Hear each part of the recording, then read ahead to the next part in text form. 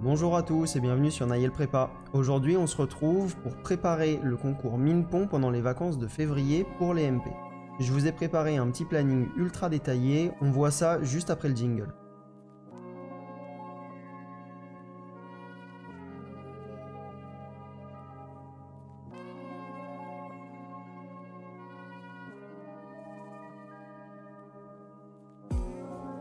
Alors aujourd'hui, comment bien préparer le concours Minpon pendant les vacances de février, particulièrement pour les MP. Alors je vous ai préparé un planning ultra détaillé pour la première semaine des vacances de février. L'objectif de cette semaine, c'est de faire le tour d'horizon des chapitres les plus importants du programme, de vérifier que vous savez bien les appliquer en faisant suffisamment d'énoncés de sujets, et à la fin de cette semaine, vous devriez savoir un peu mieux quels sont vos points forts et vos points faibles sur ces gros bloc du programme de MP et vous devriez être capable pour la semaine suivante d'axer principalement vos révisions sur les endroits dans lesquels vous retrouvez le plus de difficultés. L'objectif de cette semaine, il est double. Ça va être premièrement de faire des sujets, donc de se confronter directement à ce que vous allez avoir le jour des écrits. Et dans une deuxième partie, ça va également être de bien préparer la deuxième semaine de révision, donc c'est-à-dire de bien marquer les endroits dans lesquels vous avez des difficultés, les chapitres sur lesquels vous avez un peu plus de mal, afin de vraiment axer la deuxième semaine de révision sur vos points faibles et de les combler.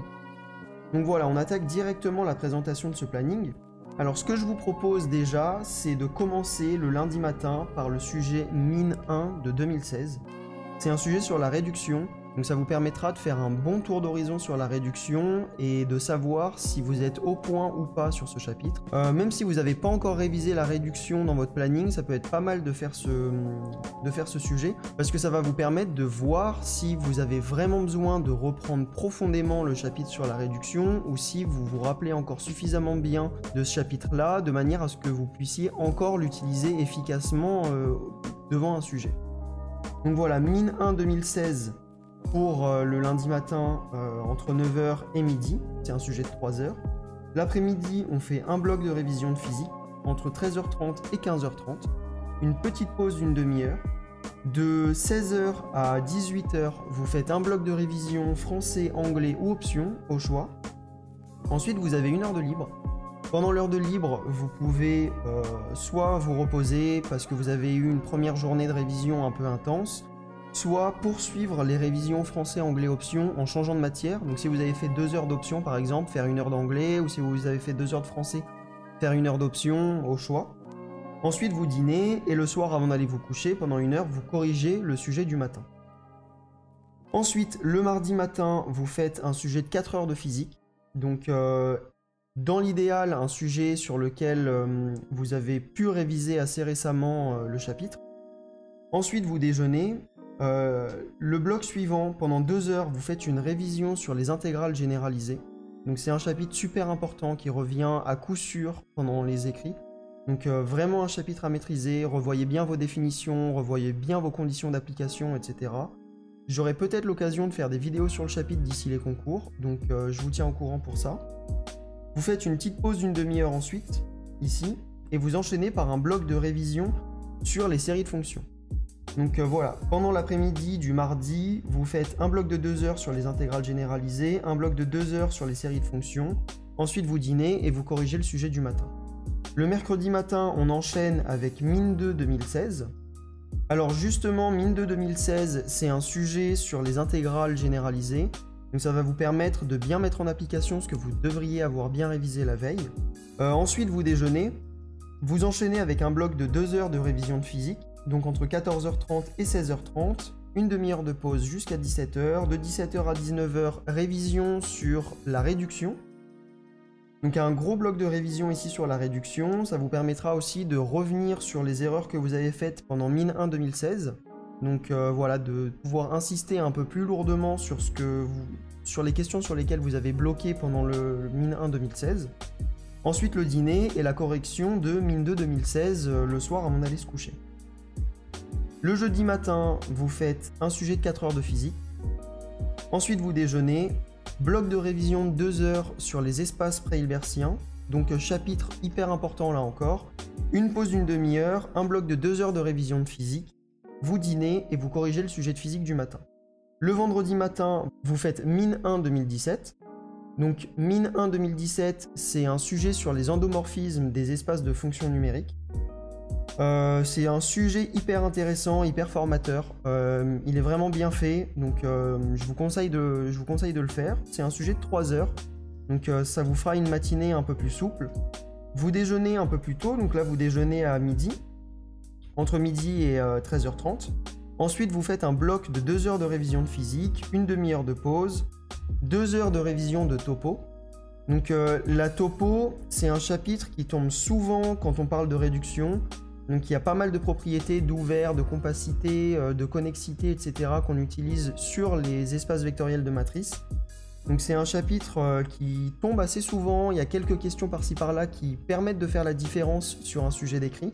Donc c'est un chapitre qui est quand même assez important, la topo. Ça peut aussi tomber à l'oral évidemment, donc c'est bien de le maîtriser. Donc un bon bloc de 2 heures ici, ça fera pas de mal, surtout que c'est un chapitre sur lequel généralement les étudiants ont des difficultés. Ensuite vous avez 1 heure de libre, donc pendant cette heure de libre vous pouvez faire ce que vous voulez ou réviser français, anglais, option encore. Ensuite le dîner et la correction du sujet du matin. Et pour le week-end, je vous ai préparé un week-end un peu light qui vous permettra de vous adapter par rapport à la charge de travail que vous avez eue dans la semaine. Donc le samedi matin, on enchaîne avec Mine 2 2014. Donc Mine 2 2014, c'est un sujet qui est vraiment pas mal, qui est sur les points fixes et les opérateurs à noyau. Donc c'est un sujet qui est là encore assez formateur, qui vous permet de bien revoir toutes les notions de points fixes sur les applications contractantes, etc. C'est un sujet qui est assez intéressant. Ensuite vous déjeunez et à partir du samedi après-midi vous êtes libre. Donc qu'est-ce que vous allez faire à partir du samedi après-midi? À partir du samedi après-midi vous revenez sur les points de cours sur lesquels vous avez eu des problèmes pendant les résolutions des sujets du matin. Donc par exemple le samedi après-midi vous pouvez revenir sur les intégrales généralisées si vous avez eu des problèmes pendant la résolution de Mine 2 2016 du mercredi matin.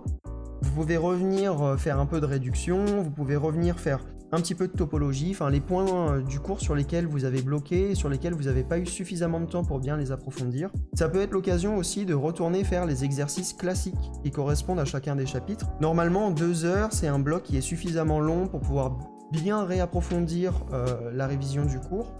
Vous devriez être capable de bien revoir les définitions, bien revoir les théorèmes, toutes les conditions d'application, revoir rapidement les démonstrations qui sont importantes dans chaque chapitre, revoir les exemples du cours que vous avez eu. Et le week-end, ça vous permettra de refaire les quelques exercices vraiment classiques de chaque chapitre que vous avez vu pendant l'année.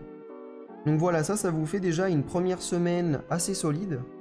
À la fin de cette semaine, donc comme vous le voyez, on aura revu les intégrales généralisées, les espaces pré-hilbertiens, la réduction, la topo, les séries de fonctions. On aura revu une bonne partie du programme. Donc vous aurez fait un beau tour d'horizon sur les chapitres les plus importants du programme qui tombent tous les ans aux écrits. Ça vous permet de vraiment, comme je le disais en introduction, faire le point sur où est-ce que vous vous situez dans les révisions de ces chapitres qui sont primordiaux. Et ça vous permettra d'aborder la deuxième semaine de révision de manière un peu plus sereine, de manière un peu plus ciblée également. Donc pendant la deuxième semaine de révision, vous pourrez vous axer un peu plus sur travailler vos points faibles, travailler les chapitres sur lesquels vous avez des difficultés. Évidemment, il va falloir travailler les chapitres qu'on n'a pas travaillé pendant cette semaine-là. Donc voilà, j'essaierai de vous faire une vidéo, si vous le souhaitez, dites-le moi en commentaire, sur la deuxième semaine. Donc si vous êtes nombreux à apprécier cette vidéo sur comment bien aborder la première semaine de révision des vacances, dites-le moi, je ferai une vidéo un peu similaire pour vous présenter des propositions de révision pour la deuxième semaine de février. Et donc voilà, je vous dis bon courage pour les vacances qui arrivent, enfin pour la période de révision plutôt, je devrais appeler ça. Dites-vous que c'est vraiment la dernière ligne droite avant les écrits. C'est vraiment une période qui va être déterminante pour vos résultats. Donc vraiment lâchez rien à ce moment-là, vous avez déjà fourni beaucoup d'efforts pendant ces 2 années ou 3 de prépa. Donc c'est vraiment là maintenant la période où vous allez avoir le plus de retour sur votre travail. Donc là il y a un retour sur investissement qui est énorme à partir de maintenant. Donc il faut vraiment mettre ça à profit. Et c'est vraiment à partir de maintenant que votre potentiel va se révéler, maintenant que vous avez vu tous les chapitres et que vous allez pouvoir commencer à les revoir avec un peu plus de profondeur. Donc voilà, n'hésitez pas à me dire dans les commentaires ce que vous en pensez. N'hésitez pas à me dire dans les commentaires si vous avez des suggestions également. Et je vous dis à bientôt pour une prochaine vidéo. Salut!